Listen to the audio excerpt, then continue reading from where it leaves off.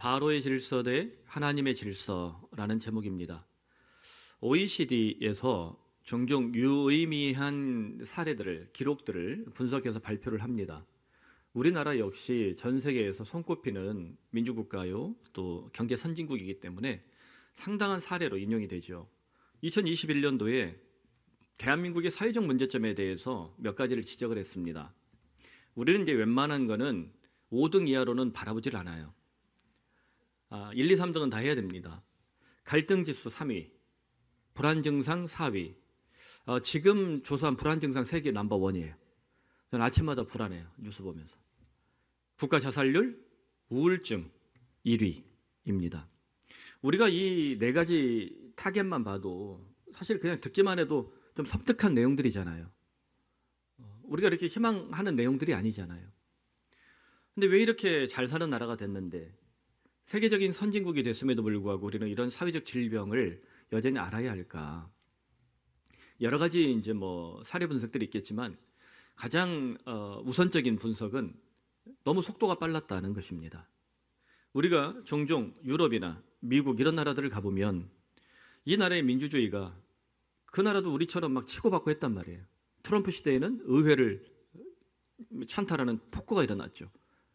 어마어마한 일들이었던 거예요. 민주국가 미국에서. 전 세계 충격을 줬잖아요. 그런데 이 나라들은 무려 200년 동안 경제 선진국으로 발전하는 여러 기회들을 얻었던 것입니다. 근데 우리나라는 불과 50년 만에 2차 세계대전이 끝난 이후에 독립한 신생국가 중에 민주화와 산업화에 성공한 유일한 나라가 대한민국입니다. 전 세계에서 경제학 이론에 우리나라가 사례로 들어갈 정도예요. 그만큼 대한민국은 발전 속도가 빨랐습니다. 그러다 보니까 어떤 문제가 있을까요? 성장통이 너무 심하게 왔다. 키가 갑자기 크면 성장통이 있잖아요. 호민이는 성장통이 좀 왔죠. 저는 성장통을 느낄 겨를이 별로 없었어요.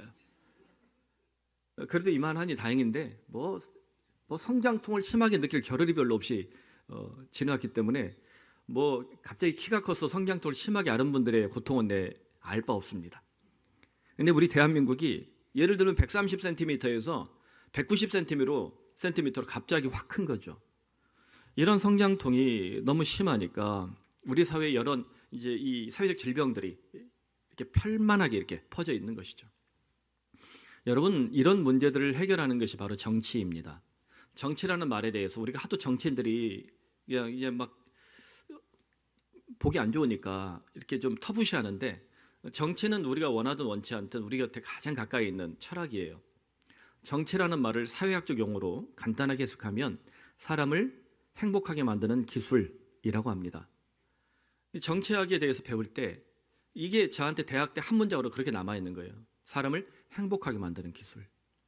목표란 무엇이냐? 성도를 행복하게 만드는 기술. 기술이라는 표현도 그게 나쁜 게 아니에요. 기술이 있어야 뭔가를 할 수 있을 거 아니에요. 그래서 이런 역할들을 잘하는 것이 정치이고 이 정치의 총책임자인 대통령의 역할은 뭐 두말할 것 없이 중요합니다. 그런데 대통령이 비상계엄으로 나라를 더 병들게 하고 있습니다. 여러분, 지도자의 가장 큰 역할은 무엇입니까? 국민의 생명, 재산, 안전을 보호하는 것.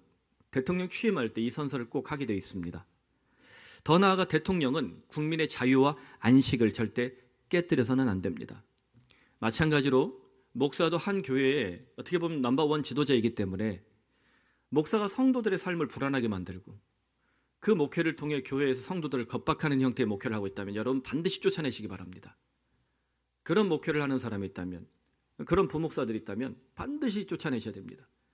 우리 옥하는 목사님이 하도 부목사 우리가 많았잖아요. 사람에게 100명, 150명씩 있으니까 똑바로 못하면 쫓아내버리세요. 목사도 쫓아내시라고 그렇게까지 얘기하셨어요.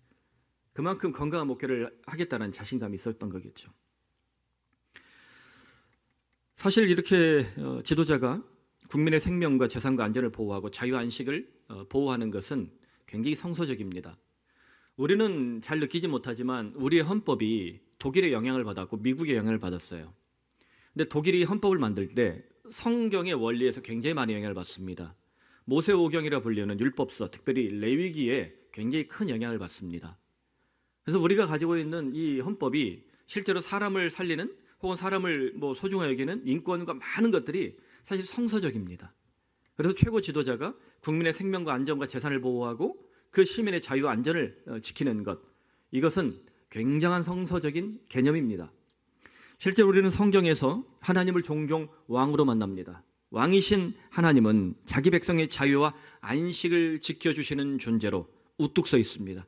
오늘도 우리 하나님은 이 나라의 왕으로서, 우리의 왕으로서 우리를 지켜주시길 바랍니다. 그 질서를 볼 수 있는 기준이 창세기 1장부터 3장까지 구체화시키면 1장, 2장에 가득 새겨져 있는데요. 하나님 아담과 하와를 향해서, 그리고 에덴 동산과 피조 세계를 향해 영원한 왕의 질서를 선물하셨습니다. 창세기 1장, 2장을 통해서 우리는 크게 두 가지로 왕이신 하나님의 질서를 요약할 수 있는데요. 왕이신 하나님이 선물한 첫 번째 질서는 무엇이냐? 만물이 생육하고 번성하는 것입니다. 창세기 1장 28절입니다. 하나님이 그들에게 복을 주시며 말씀하셨다. 생육하고 번성하여 땅에 충만하라. 땅을 정복하라. 바다의 물고기와 하늘의 새와 땅에 움직이는 모든 생물을 다스리라. 여기 보면 땅을 정복하라, 이 구절 때문에 한때 17세기 아르마다 함대라고 스페인 대함선이 있죠. 전 세계를 패권주의로 끌고 들어갔던 포르투갈이라든가 그 이후에 이제 영국이라든가 프랑스라든가 이런 이제 제국주의가 유행하기 시작했는데, 이 정복하다는 말이 그 개념이 아니에요. cultivating, 영어로 하면 그 개념이에요. 즉 있는 땅을 더 낫게 만들어서 기경하는 형태. 땅이 그대로 있으면 죽잖아요. 어떻게 해야 됩니까? 쟁기질을 하고 소가 가서 끌고 사람이 가서 파야 되잖아요. 도시농부 해보시면 알아요. 제가 한 3년 했거든요.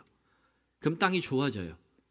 그게 cultivating이에요. 땅을 정복한단 말은 땅이 그 존재 그대로 더 생명의 약동을 가질 수 있도록 보존하는 것입니다.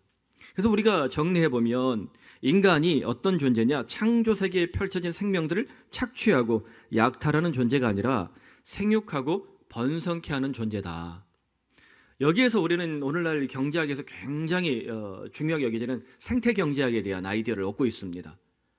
지금 제가 아주 친했던 이 언론인 출신 집사님이 이제 그쪽 분야로 가서 아예 그쪽 분야, ESG 분야에서 생태경제학 분야를 굉장히 많은 부분을 발전시키고 있어요. 경제가 발전했을 때 이 주변에 있는 생태계가 훼손당하는 것이 아니라 더불어 함께 발전했을 때 이 생태계를 발전할 수 있다. 그러니까 최남수 교수라고, 여러분 기회가 되시면 읽으셔도 괜찮아요. 글을 좀 쉽게 쓰세요. 이 양반이. 인간의 존재 목적은 무엇이냐? 인간이 존재함으로 모든 생명체가 생육하고 번성하는 것이다. 만약 그렇게 하지 못한다면 그 인간은요, 그 푸른 별에서 멸절당할 수도 있습니다. 그래서 모든 생명체가 조화, 상생, 공생을 하며 살아가게 만드는 것, 만물의 영장이라는 인간의 가치는 바로 여기에 있습니다. 이것은 하나님의 목적이기도 합니다. 그래서 사람은 가스 에이전트, 하나님의 대리자다라고 불리는 것이죠. 여러분, 우리가 좀 좁혀서 보면 조화, 상생, 공생이라는 이 그림 언어를 통해서 우리가 성경에서 발견할 수 있는 아주 중요한 타겟이 있어요. 무엇일까요? 성전입니다. 성전이란 무엇인가? 성전의 기능은 무엇이냐? 조화, 공생, 상생을 일으키는 것이다. 다시 말하면 성전이 마치 오늘의 교회가 어마어마한 건물을 짓고 수천억짜리 돈을 투자해서 어마어마한 사람들이 모이는 것을 자랑하며 최첨단 시스템을 보여주는 형태, 이것이 성전이 돼서는 안 된다는 겁니다. 저도 마음은 뒤에다 LED 달고 싶은데 비싸서 못 달아요. 근데 없어도 이 두 개 이렇게 싼 거 갖다 놓으니까 교인들이 만족하시더라고요. 불편하지 않죠? 그냥 그렇게 아끼는 거예요. 그냥 더 귀한 데 쓰자 이거죠. 달아봤자 학교가 팔아먹으니까 달지 않습니다. 성전이란 무엇이냐? 원형적 성전. 창세기가 보여주는 이 원형적 성전은 왕이신 하나님의 첫 번째 질서인 조화, 상생, 공생으로 충만했다는 것입니다. 여러분, 우리가 교회가 성전의 모형이라면 원형적 성전이 가져온 이 세 가지 기능, 창세기 말한 이 세 가지 기능을 꼭 보여줘야만 합니다. 우리 푸른 사랑의 교회가 조화로운 교회 되길 바랍니다. 함께 있음으로 서로 생명이 약동돼서 생명이 더 강화돼서 공생하고 상생하는 예수 공동체 되길 바랍니다. 만일 교회에 와서 조화, 상생, 공생을 경험하지 못한다면 그것은 교회가 아닙니다. 목사와 성도가 끊임없이 다투고 성도와 서로를 이간질하며 살아가는 그런 이 집단이 어떻게 교회라고 할 수 있겠습니까? 제가 누차 얘기하지만 우리 교회는 성도끼리 싸우고 만일 교회에 이런 분열과 이 다툼이 반복된다면 제가 바로 사표 던진다고 그랬어요. 다행이에요. 아직 안 싸워서. 제가 있길 바라는 것 같아요. 이 첫 번째 질서를 지키는 사람은 두 번째 질서까지 나아갈 수 있습니다. 그것은 일주일에 하루를 자유롭게 쉴 수 있는 안식권입니다. 하나님이 창조 사건을 완성한 후 2장 1절에 이렇게 외치시죠. 하나님이 모든 일을 그치고 일곱째 날에 안식하시니라. 이게 굉장히 중요한 선언이에요. 창세기는 인간의 기본권을 이렇게 장엄하게 보여줍니다. 자유와 안식. 이것은 사람이 만든 것이 아니라 누가 만들었다고 그럽니까? 왕이신 하나님께서 인간에게 또 자연에 있는 모든 생명체들에게 주신 하나님의 선물이라는 것입니다. 사실 이 노동자로 오래 생활을 해보신 분들은 알겠지만 이 주 5일제가 형성된 게 얼마 안 돼요. 제가 신대원 군대 전역하고 96년도, 7년도 뭐 이렇게 그어가는 신대원에서 매번 이렇게 논쟁됐던 게 뭐냐면 주 5일제가 진행되면 교회는 유지될 것인가 망할 것인가. 막 교수들이 막 그런 게 망할 거라고. 주 5일제는 안 된다고. 인간이 쉬면 안 된다고. 막. 보고와 교회는 3일에 한 번씩 펴야 된다고. 아멘을 안 하시는군요. 근데 저는 역으로 그렇게 생각했어요. 교회가 더 모이기 좋아질 것 같다. 주 5일 근무하면 토요일 쉬니까 주일에 잘 나오지 않겠냐. 아, 일요일마다 맨날 놀러 갈 거래. 짜파게티 요리사 돼갖고. 제가 딱 한마디 했어요. 놀러도 돈이 있어야 다녀. 계속 쓸 돈이 없어. 바뀔 거야. 근데 실제로 뭐 약간의 타격은 있을지 모르겠지만 교회가 훨씬 더 좋아졌습니다. 저는 오히려 여러분 주 5일제를 잘 활용하시고 연차 월차도 잘 활용하셔서 가끔은 주일을 끼워서 가족들끼리 여행 가세요. 같이 가서 뭐 반기에 한 번 혹은 뭐 반년에 한 번씩이라도 1년에 한 번씩이라도 가족이 함께 그렇게 보낼 수 있는 시간들, 그게 주일을 그렇게 해서 나가서 예배 드린다고 해서 하나님 여러분 빠따치시겠습니까? 걱정하지 말고 다녀오세요. 자유 안식이 더 우선입니다. 주일 성수라 만들어 놓은 교회 기준이 있지만 이보다 더 큰 건 하나님이 우리에게 자유 안식을 주셨다는 거예요. 자유 안식이 있어야 주일도 성수할 수 있는 것입니다. 까딱했으면 이번 주 예배 못 드릴 뻔했어요. 여러분 아쉽죠? 안 나올 수 있었는데. 까딱했으면 예배 못 드릴 뻔했다니까요. 율법시대 유대인들이 자기 민족을 노예로 삼거나 또 전쟁포로를 노예로 삼는 풍습을 매우 주의했습니다. 그래서 율법이 강조했기 때문이에요. 그 대표적 사례를 우리는 가나안 정복 전쟁 때 예루살렘에 살았던 기본 주민들을 통해서 볼 수 있습니다. 기본 주민들이 질풍노도처럼 들어오는 이 하나님의 군대 앞에 우리는 미리 항복하자. 그리고는 먼 곳에서 온 것이냐? 거짓골로 나타납니다. 우리는 먼 곳에 왔습니다. 우리 많이 힘듭니다. 우린 당신들의 종이 되어 살겠으니 우리를 품어주십시오. 나중에 알고 보니까 바로 코앞에 있는 예루살렘 거민들이었던 거예요. 보통 포갑적인 질서라면, 제국주의적 사고라면 그 사람들 다 죽였을 거예요. 그러나 율법은 그 사람들을 죽일 수 없습니다. 왜? 그들은 유대인으로, 혈통적 유대인은 아니지만 정서적 유대교로 개종을 한 거나 마찬가지이기 때문이죠. 그래서 그들에게 이제 옵션을 제공하는 거예요. 여호수아 9장 23절인데 너희가 대를 이어 종이 되어 다 내 하나님의 집을 위하여 나무를 패며 물을 깃는 자가 되리라. 자, 어디에서 종이 된대요? 하나님의 집, 성전의 종이 됩니다. 성전에서는 제사를 드려야 되잖아요. 제물을 바치려면 장작이 필요합니다. 또 정결례를 해야 되기 때문에 물이 필요합니다. 이걸 여러분 짊어지고 오는 일이 쉬워요, 어려워요? 지금은 물만 틀어도 뭐 수도꼭지만 틀어도 물 나오고 막 딸깍하면 불 나오고 막 이러잖아요. 어린 시절에 제가 어렸을 때만 해도 시골에서 산에 가서 나무를 낸 기억이 있어요. 겨울 이맘때 되면. 그 산이 우리 집 거니까 우리는 마음껏 했는데 그 산이 없는 사람들 같은 경우는 겨울이 매우 힘들었단 말이에요. 내가 되게 오래된 산을 갑자니까. 예전에 또 물도 막 이게 뭐 지객분들이 이렇게 팔기도 하고 그런 시절이 있었잖아요. 그래서 물을 깃는 자, 장작을 패는 자, 이게 쉬운 일이 아닙니다. 그래서 제사장들이 이 제사 업무에 성전 사역에 집중할 수 있도록 돕는 서버가 된 거예요. 이들은 이제 그 성전의 종이 된 거죠. 그러니까 노예가 아니라 성전에서 일하는 종이 된 것입니다. 어디에서요? 성전에서. 자, 성전에 있으면 이 사람들이 이방인들이라 그래서 다른 유대인들이, 혈통적 유대인들이 이 사람들을 공격해요, 못해요? 공격할 수 없습니다. 성전은 치외법권지대예요. 하물 왕도 성전에 숨으면 건드릴 수 없었어요. 우리나라 국회가 국민의 신성한 법의 전당인 것처럼 군화발로 짓밟아서는 절대 안 된다는 것처럼 바로 그런 것이었습니다. 그래서 이 성전에서 일하는 이 사람들이 이제 자유를 누리는 거예요. 이방인인 그들도 당당하게 하나님의 질서를 경험할 수 있었습니다. 뭡니까? 자유와 안식. 그런데 만일 우리가 우리의 기본권인 자유와 안식을 망실하고 잘못된 질서 앞에 뭐 돈이나 혹은 먹거리나 이런 것들로 해서 비겁한 타협을 한다면 어떻게 될까요? 우리는 한때 이런 비겁한 타협을 했던 시절이 있었습니다. 전두환 독재 집권 시절 우리가 꽤나 많은 비겁한 타협을 요청받았습니다. 성 프란체스코는 10세기 이전의 사람임에도 불구하고 초대교회에서 멀지 않은 사람임에도 불구하고 이분이 시체의 비유를 통해서 우리에게 이렇게 외칩니다. 시체는 반항이 없다. 옮기는 이가 마음 내키는 대로 아무데나 갖다 놓아도 아무런 저항을 하지 않는다. 한 장소에 오래 계속 두어도 불평이 없고 또한 장소를 옮겨 다른 데로 가져간다 해도 저항하지 않는다. 복종이란 시체가 되는 것이다. 그리스도인이라 하면서 영혼이 깨어났다 하면서 시체처럼 살아가는 사람들을 향해서 도전하는 것입니다. 여러분, 성전에 오는 사람은, 교회에 오는 사람은 더 이상 시체가 되어서는 안 됩니다. 왕이신 하나님을 바라보는 사람은 성전에서 그리고 세상에서 내게 주어진 자유와 안식의 질서를, 또 타인에게 부여진 자유와 안식의 질서를 더불어 지켜주어야 합니다. 만일 우리가 상생과 공생, 자유와 안식의 질서를 굳세게 지켜내지 못한다면 우리는 바로의 질서, 그 질서에 가차없이 휘둘리고 말 것입니다. 그렇다면 바로의 질서는 어떤 특징이 있을까? 오늘 본문에서 우리는 바로의 질서를 찾아볼 수 있어요. 세상의 왕 바로는 정말 하나님과 전혀 다른 질서를 강조했습니다. 그 첫 번째 질서, 각자 도생입니다.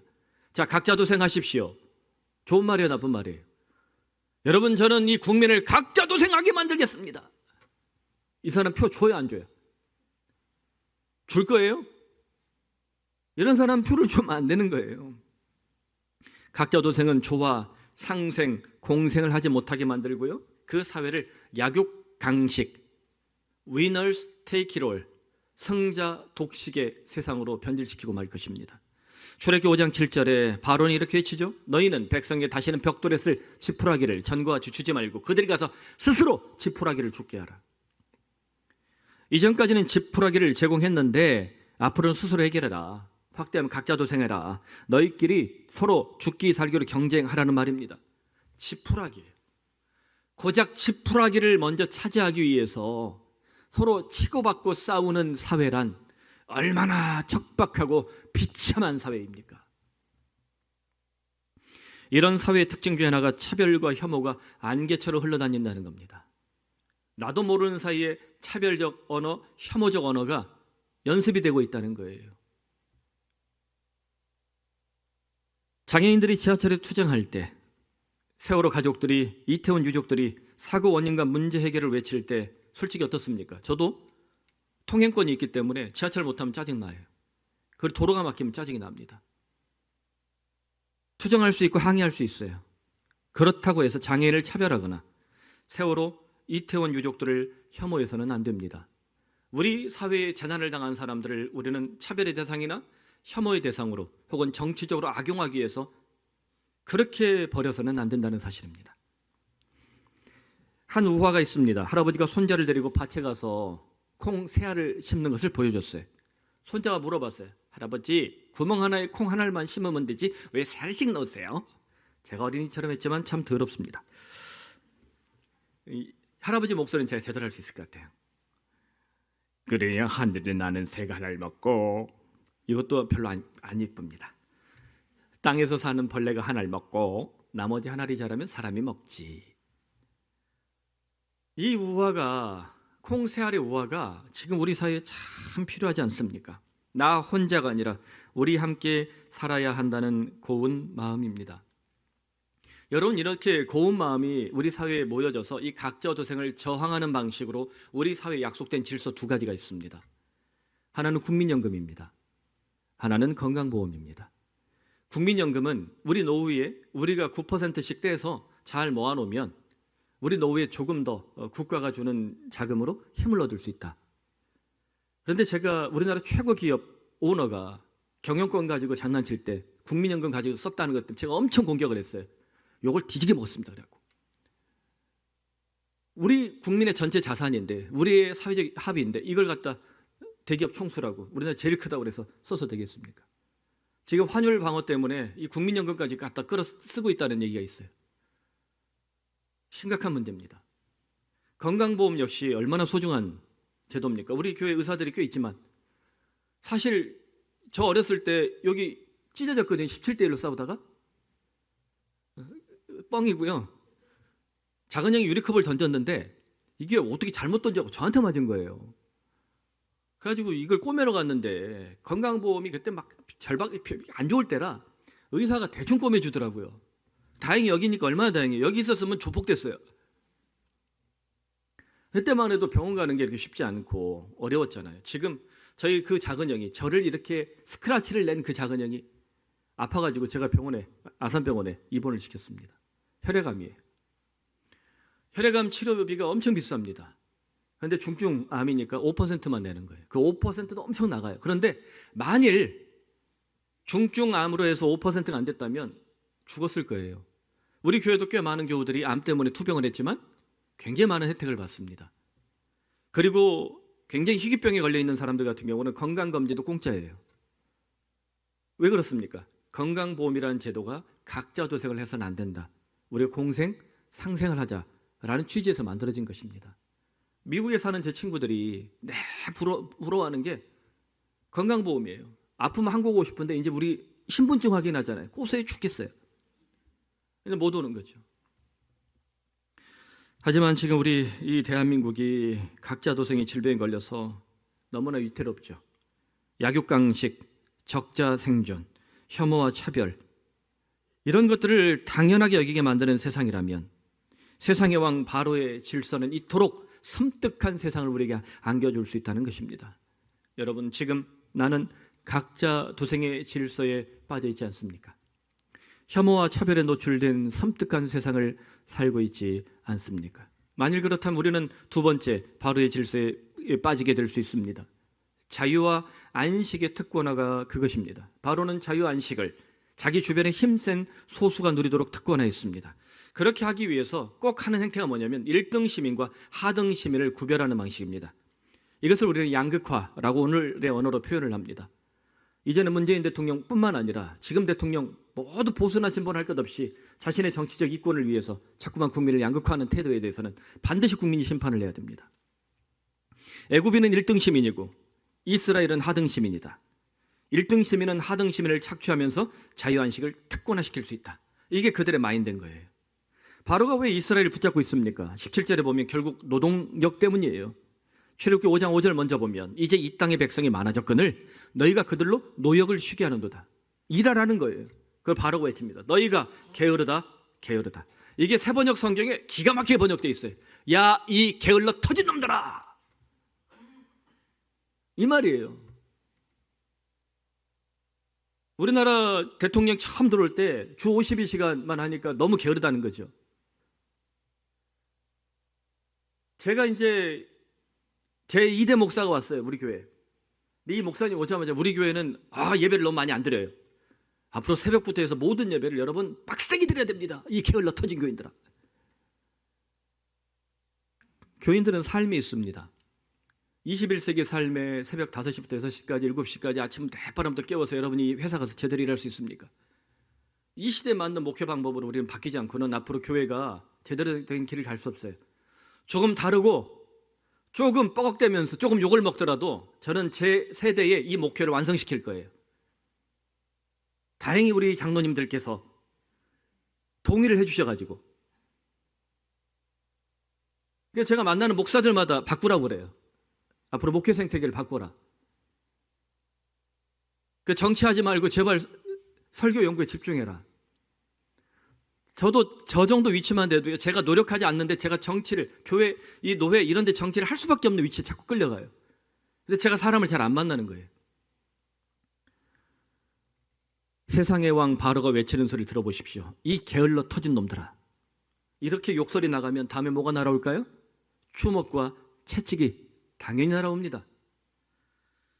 제가 요즘 즐겁게 보는 드라마가 하나 있습니다. 이제 새로 시작했어요. 옥시부인전. 예, 저는 드라마 좋아합니다. 소설도 좋아하고요. 그래서 한강 작가가 노벨상 타기 전에 제가 미리 다 사갖고 이분은 뭐 탈 것이다. 내 예언을 했습니다. 이러니까 내가 되게 교만한 것 같잖아요. 제가 그냥 볼 수 있는 영역에서는 제가 잘 본다고요. 왜요? 다른 거 못 봐요, 난. 비트코인 물어보지 마세요. 아무튼 이 옥시브 인전을 보니까 그 주연 여배우가 이 크리스천이라는데 얘가 아주 재수없는 연기부터 멜랑한 연기까지 너무 재밌게 잘하는 거예요. 얘 원 이름이 구덕입니다. 구덕이. 노비의 딸로 태어나서 구덕이처럼 살아요. 구덕이. 사람 이름이 구덕이가 뭡니까? 옛날 노비들이 다 새똥이, 말똥이, 소똥이, 인연이, 전연이, 언년이. 요게 아니에요. 걔들 부르던 이름인 거예요. 혹시 여러분 양반이라고 생각하세요? 제가 단언컨대 우리 한반도의 98%는 다 중인 내지는 상놈입니다. 언제 한번 진품 명품에 어떤 집에서 우리 가문 대대로 내려온 이 뭐가 있대요. 한자로 막 빼곡히 섞여 있는 뭐 장구 같은 게 있는 거에서 가져오니까 쭉 훑어보더니 이거 조선시대 노비 문서라고. 우리나라가 임진왜란 때 이때 이 조선이 끝났어야 돼요. 자민족을 노비로 삼는 나라가 어디 있습니까? 그런데 그때 나라가 박살이 나고 나니까 양반들이 돈이 없잖아요. 그래서 파보라고 해서 양반 족보를 파보라고 해서 반개 족보들을 많이 만들어줬어요. 제가 광산김씨 문수공파 40대 손입니다. 우리 아내는 종종 그럽니다. 우리 애들도 아빠 하는 장난꾸러기 같은 행태를 보니 족보를 산 것 같다. 근데 전 정통이긴 합니다. 그렇게 우리도 광산김씨 안에 파보가 좀 있더라고요. 우리 위에 당숙들 어른들은 좀 아시더라고요. 그런 거예요. 그러니까 이게 얼마나 노비의 삶이 불편했겠어요. 근데 이 내용을 보다가 제가 울컥한 게 뭐냐면 노비 부부 그리고 주인공 딸이 어렸을 때 엄마가 아픈 거예요. 제가 보기에 독감이에요. 야간채 지어달라고 그러는데 양반집 그 또래 딸이나 그 아비나 하는 소리가 당장 갖다 내버리라고. 그 남편한테 지게 짊어지고 가서 땅에 묻어버리라고. 애가 우리 엄마 좀 야간채 지어도 살려달라니까 저 딸도 갖다 묻어버리라고. 아내가 죽어가는 숨소리 남편을 말합니다. 여보 빨리 가요. 남편이 눈물을 흘리며 땅을 팝니다. 여러분 겨울에 우리나라 땅 파기가 진짜 어려워요. 군대에서 진지공사 나가면 진짜 삽이 부러질 정도로 안 들어가요. 막 파도 안 들어요. 울면서 얼마나 팠겠어요. 이제 숨이 끊어졌겠지. 돌아보니까 끌떡끌떡. 이 사람아 왜 아직도 죽지 못하시는가. 다음 생에는 양반으로 태어나시게.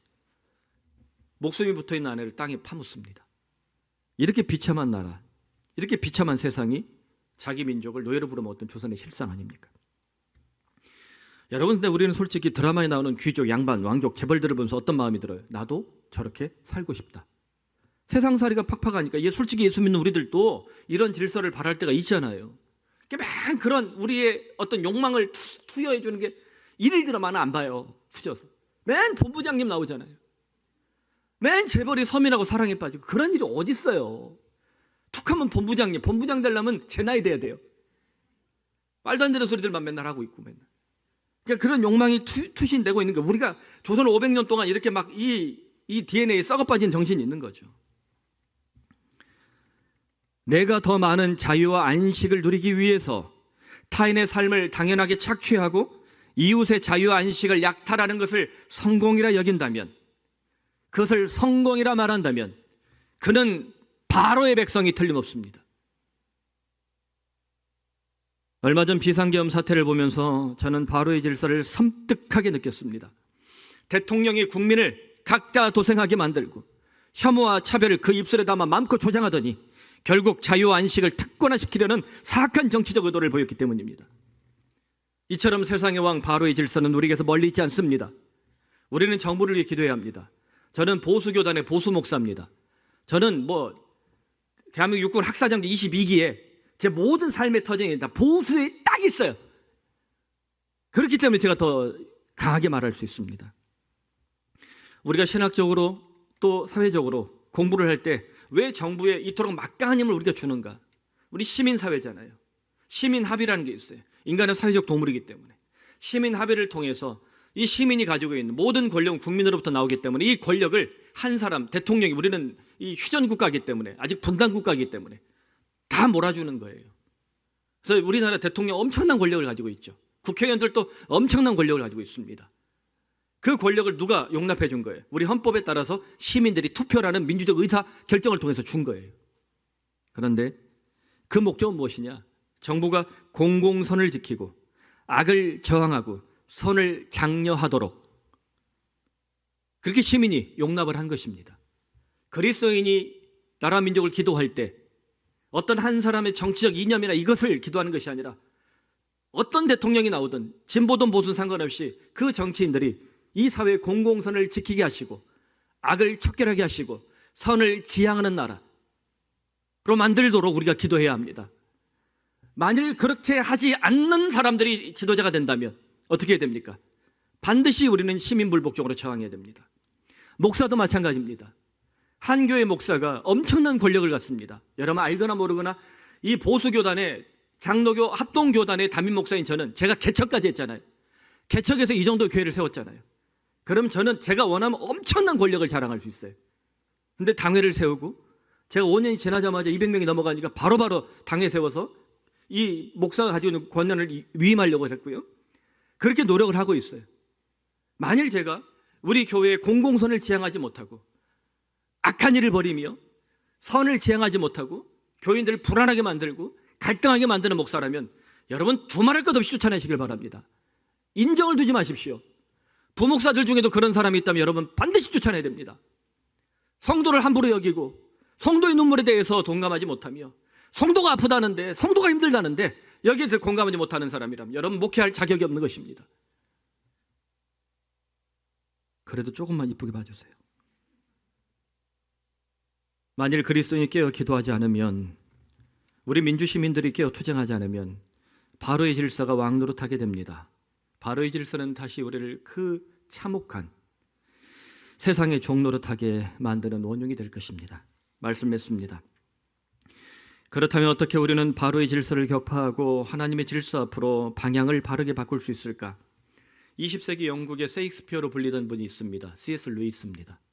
C.S. 루이스 역시 때로는 불가지론자였어요. 이분이 문학가인데 자신이 살아있던 여인이 기도했지만 죽었어요. 여러분 어떻겠습니까? 내가 사랑하는 사람이 죽었어요. 제가 어느 날 꿈을 꿨습니다. 몇 년 전에. 제 아내가 꿈에 죽은 거예요. 막 울었어요. 아내가 저를 막 토닥토닥 왜 우냐고. 꿈에 당신이 죽었어. 제가 너무 서럽게 운 거예요. 제가 기억해도. 근데 눈 떠보니까 아내가 살아있더라고요. 그 이후로 아내가 너무 저한테 잘해줘요. 꿈에 아내가 죽었다는 사실 하나만으로도 저는 세상이 무너진 것 같은 고통이 제게 오더라고요. 정말 지금도 그 충격을 꿈에서 받은 충격인데도 그 충격을 제가 잊을 수가 없어요. 눈 떠서 살아있는 충격도 더 컸지만.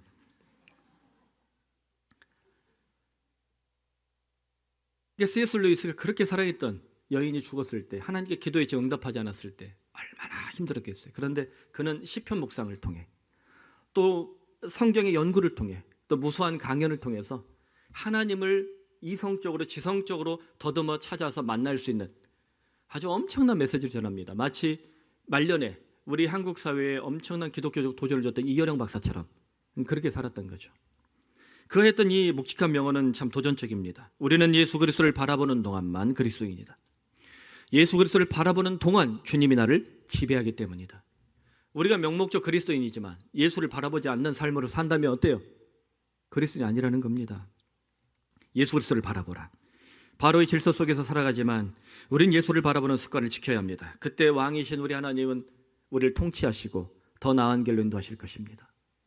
그 아름다운 삶의 궤적을 보여주신 분이 남아공의 대통령이었던 넬슨 만델라입니다.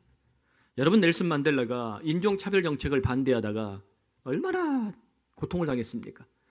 남아프리카 공화국 백인은 1등 국민, 흑인은 하등 국민이었어요. 아파르헤이트라고 불렀습니다. 인종차별 정책을 대놓고 법에 박아놓은 거예요.